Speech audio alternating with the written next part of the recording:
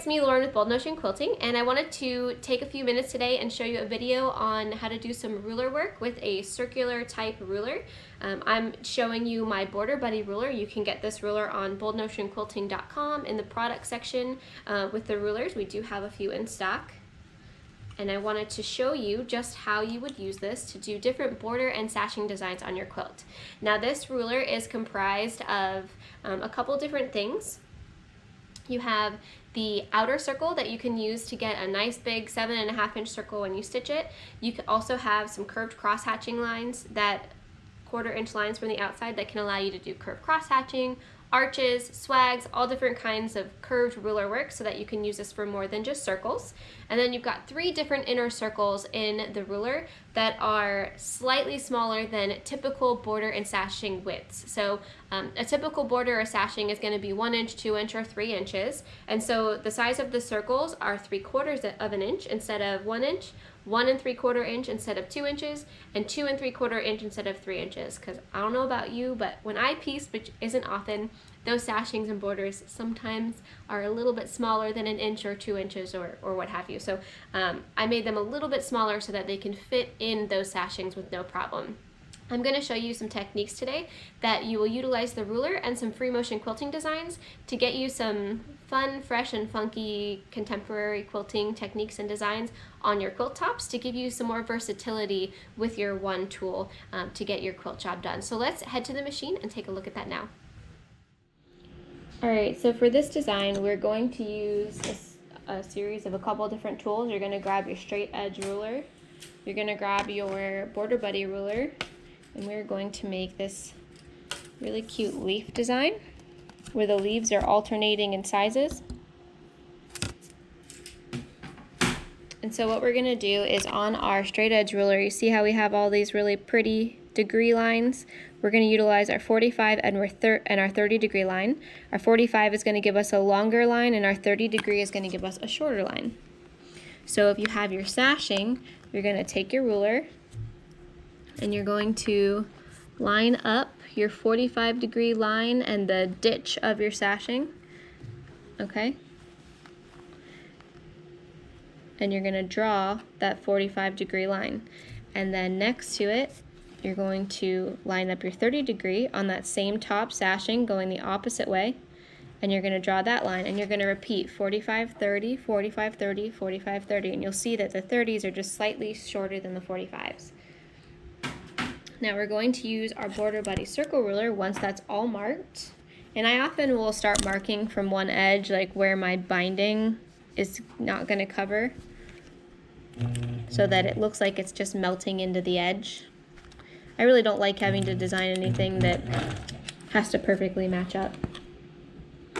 Okay, I'm going to use my biggest circle because it will give me the thinnest leaves. If your leaves are too thick, that is something that is gonna look weird and it won't give you the same effect. Okay, so I'm just gonna do this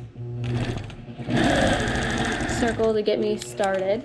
All right, and then we're gonna line it up to where our ruler is sitting up against the side of our hopping foot. Our needle should be in the point of where the tip of that meets. Okay, make sure it's nice and flat. I've got 2 layers of batting on here, so it's a little more challenging for me to keep my ruler flat. And then you're going to line up this edge 1/4 inch away from the tip where your 45 and 30 degree line meet. And you're going to stitch up. When you get to the tip, you're going to stop. You're going to alter. We're going to stitch our skeleton first. The more you do this, the more comfortable you'll get being at that 1/4 inch away point. You can see mine aren't matching up perfectly, but it'll all work out in the end. And I'm just alternating top and bottom because it's easier for me to just kind of rotate my ruler than it is to have to spin it around or anything like that.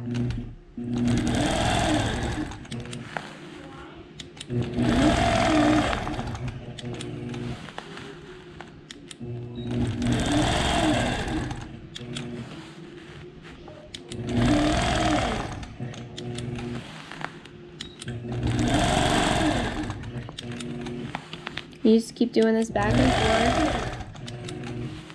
I chose to do the longer side so you could get a better idea of how the design works. Sometimes just watching it over and over is helpful. And you can see I'm getting a little more accurate with my points, or I'm adjusting with my ruler accordingly. I've got a lot of random lines stitched here. They're just basting lines with my purple. This one was a 30. I accidentally marked the wrong one. Okay, so once we've done one half of it, now we're going to go through and we're going to do the other half of it. So now we got to line this up. My camera is in my way.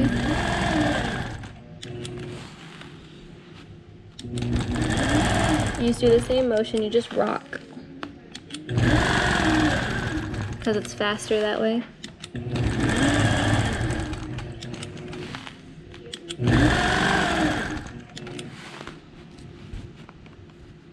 Catching on my basting, my long basting stitches. We're not going to worry about putting the middle designs in. We're just going to kind of set the stage for our skeleton.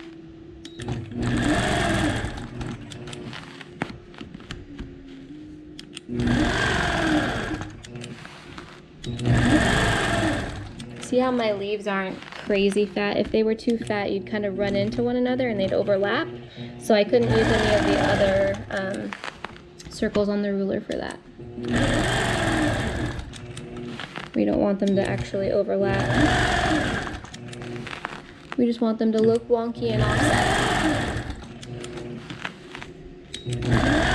And then we're going to use a mix of free motion to fill them in.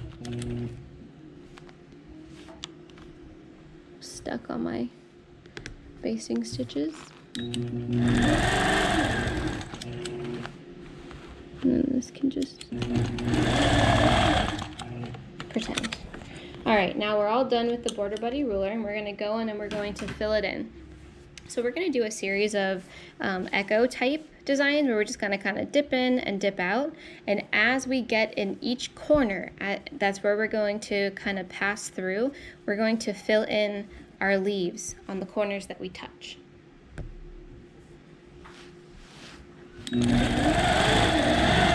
Sorry about the ultra fluffy batting. I don't want that in your way. All right, so we're going to come in and we're going to do a little kind of flower statement in there. And we're going to echo and dip in. All right, and then we're going to come in and do another little statement. You can give it a little bit of a curve. You can keep them kind of straight. I like them better curvy. But make sure that you do them on both leaves when you're up in the corner. Echo.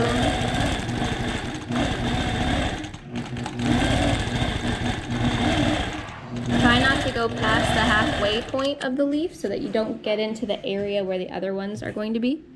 Now you could do these on just one side or do them on just the other side, and that'll give you a whole new look as well.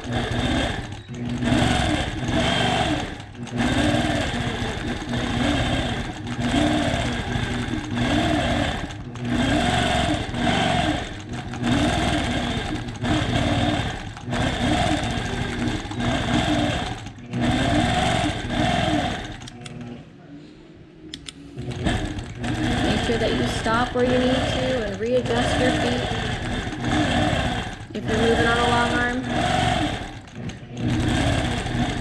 If you're a sit-down quilter, you might need to readjust your hands.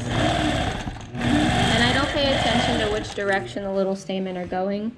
I think most of mine are facing each other on this one. On the other one, they're opposite facing out. I think they look cutest facing away from each other.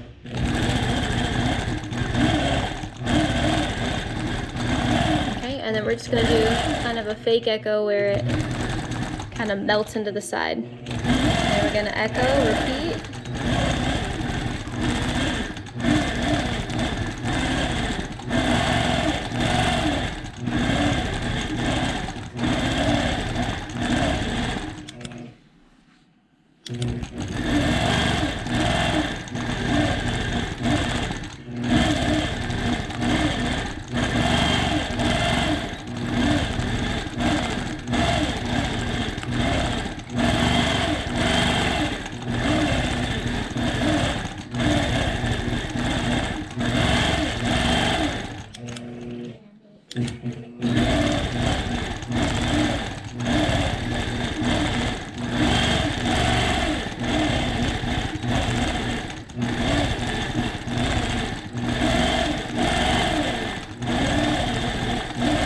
Erase the lines when I'm all done so you can kind of see what that looks like as well.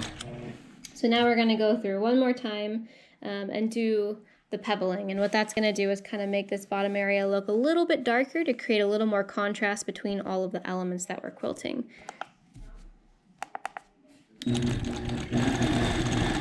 Now if you're using contrasting thread like I am, you have to be a little more careful how pretty your pebbles look.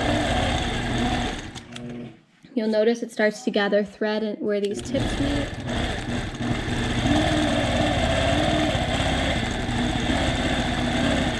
If you wanted to, you could just do a back and forth design.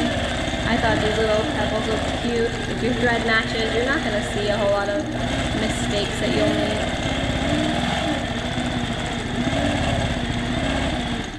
make. It's the wonder of blendable thread. Or even a 60 weight thread. Give you less thread buildup.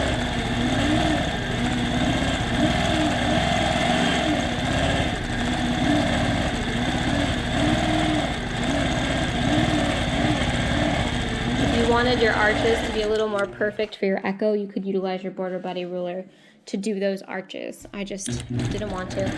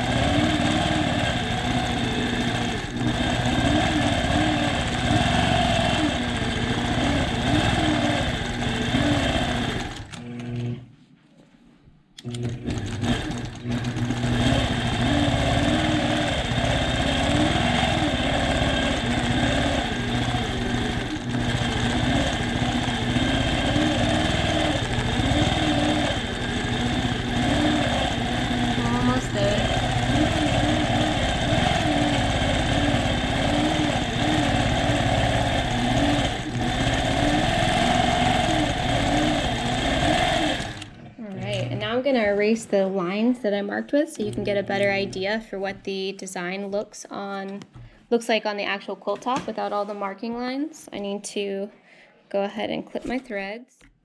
Okay, so now you can get a better sense of what the design looks like without all of the lines in there.